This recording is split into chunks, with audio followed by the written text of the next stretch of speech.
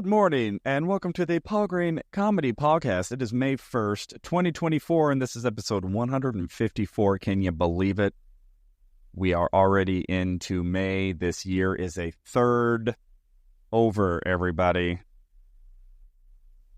You know, time is marching on, my friends, and there is no time like today to go for something big, go for something that's calling to you, and, you know, figure out what happens as you do it. So, let's see, what is going on with me? So, yesterday, I had a chance to film another episode of the other podcast that I am now co-hosting called Let's Have a Midlife Crisis, everybody.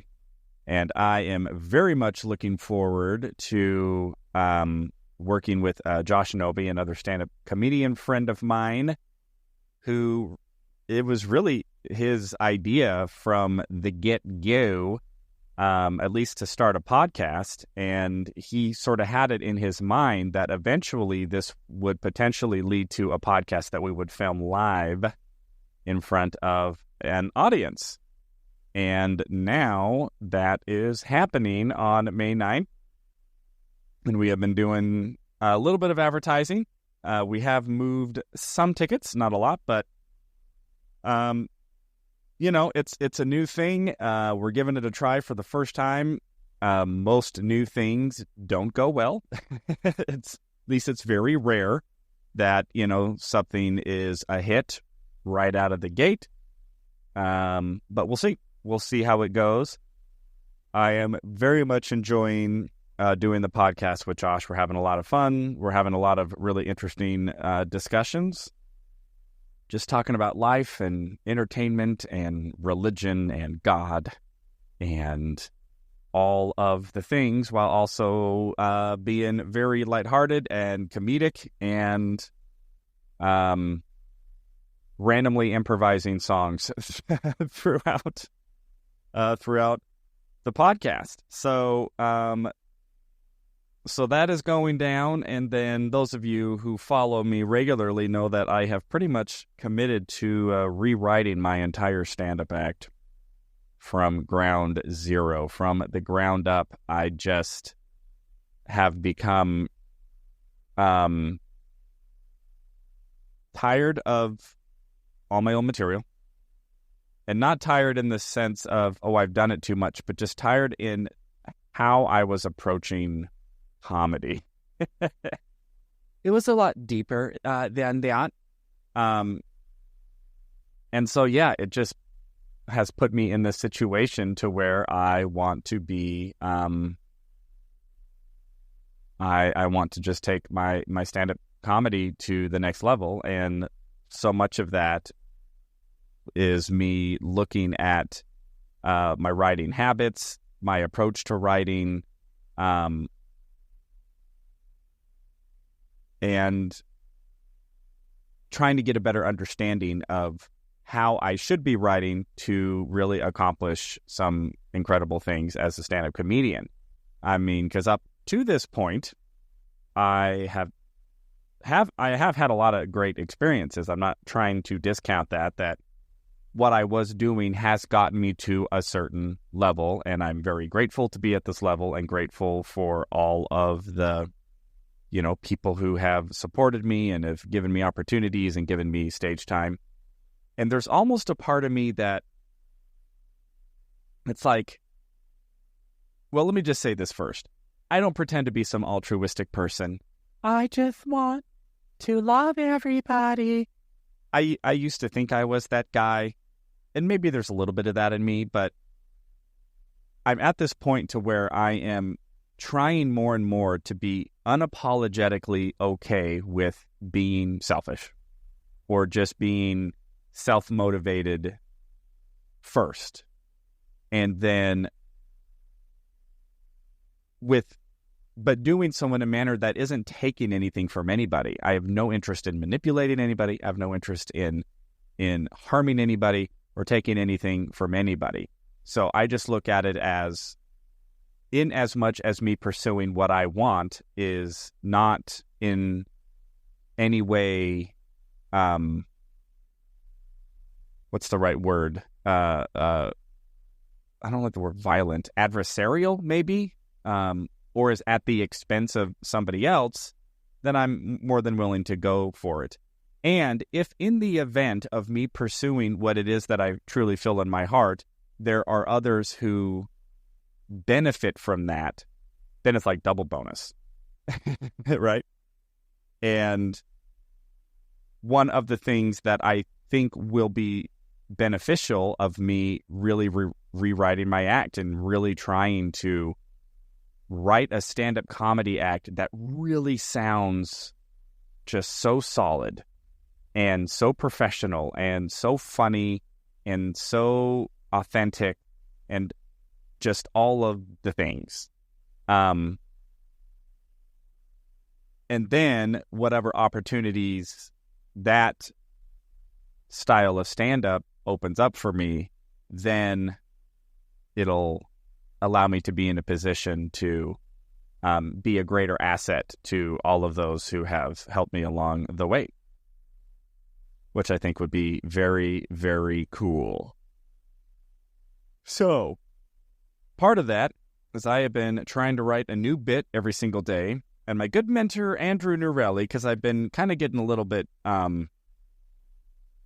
stopped lately, and he just said, Paul, that's because you're overthinking it and you're trying to write funny. He goes, if you're stumped, here's the two things you do. First of all, just write down what you did and then just try to have an opinion about it. I drove on the freeway. I went to Chick-fil-A. I played basketball at the gym. I had a phone conversation with this person. I filmed a podcast. And once you just start writing down all of the things that you did, then just start thinking about what annoys me, what confuses me, and what is my opinion on that? It's like the way that he is just like breaking down the ones and zeros has been so helpful. Oh, so speaking of Chick-fil-A, all right, so here's the bit. And by the way, guys, I just write this stuff down.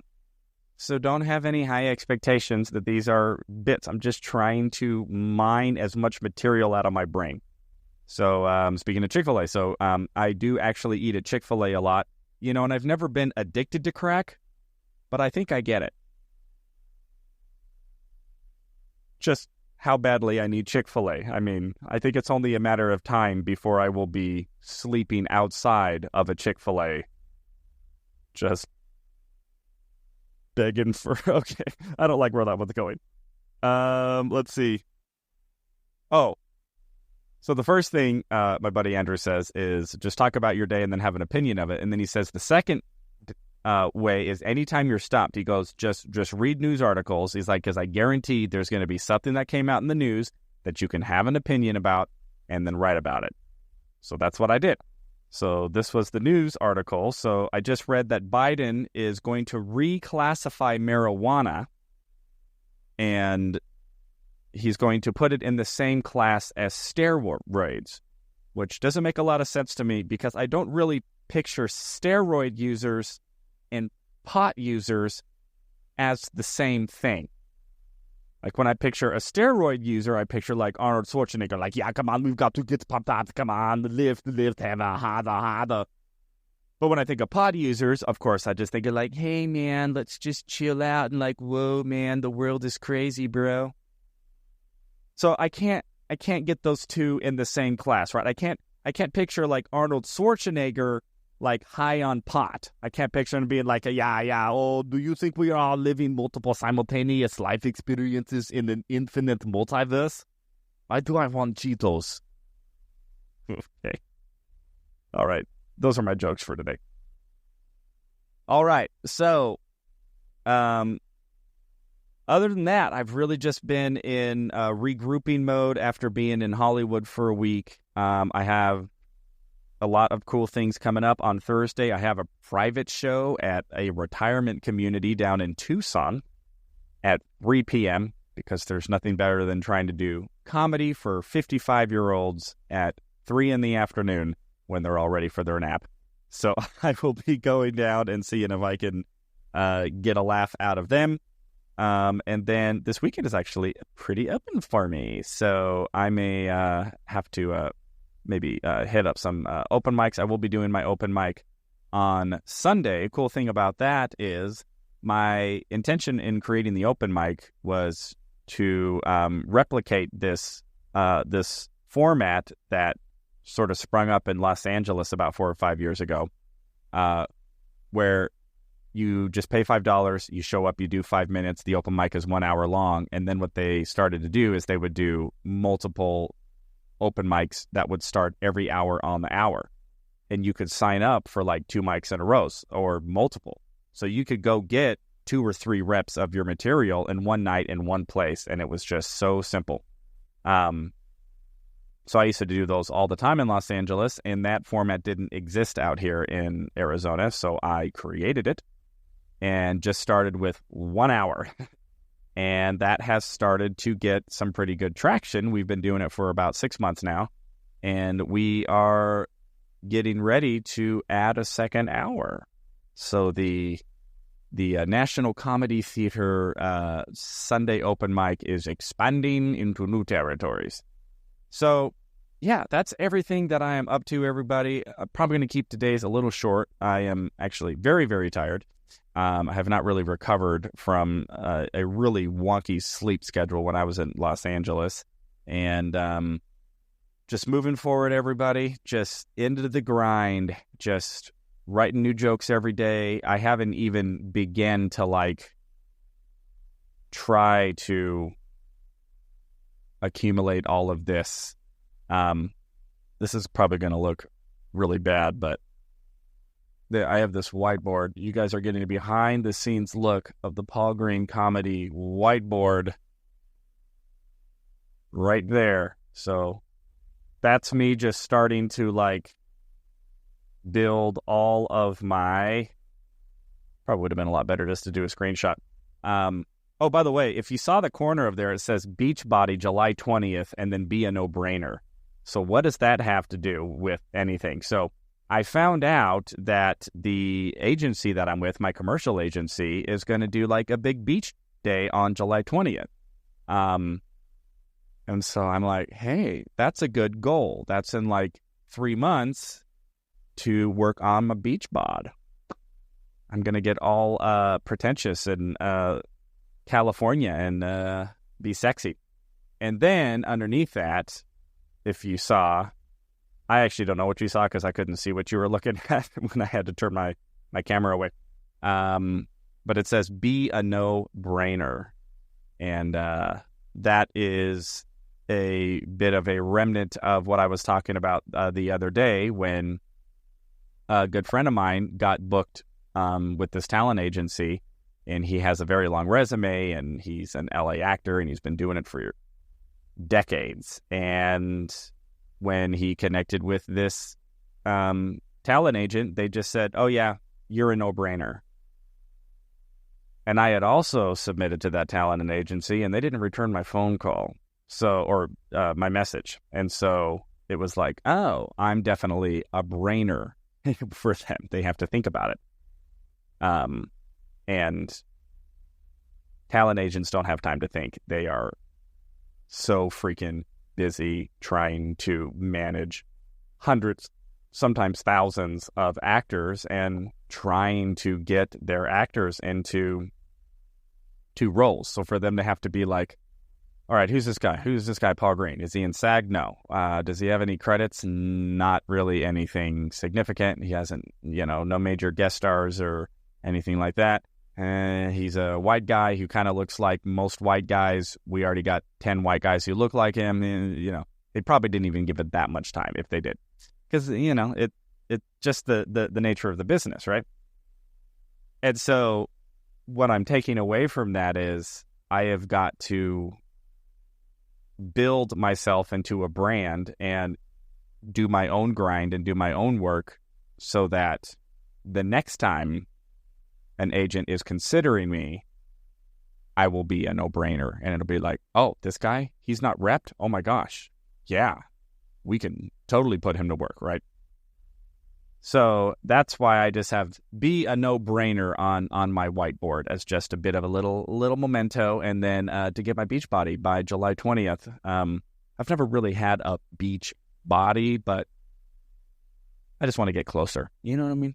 I'm a little chubby, and I have not been eating as well as I have attempted to eat historically.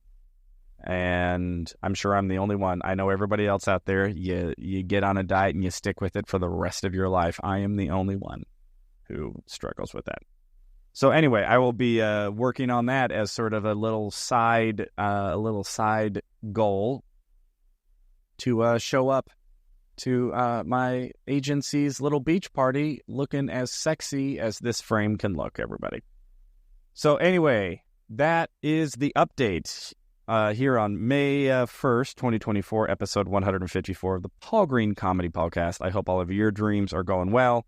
You are finding joy and happiness in your journey. And I love you all so much. I encourage you to continue to keep moving forward in whatever it is you're pursuing, whatever it is that is in your heart and bringing you joy and giving you experience and opportunity and helping you learn and grow and progress. All right, everybody.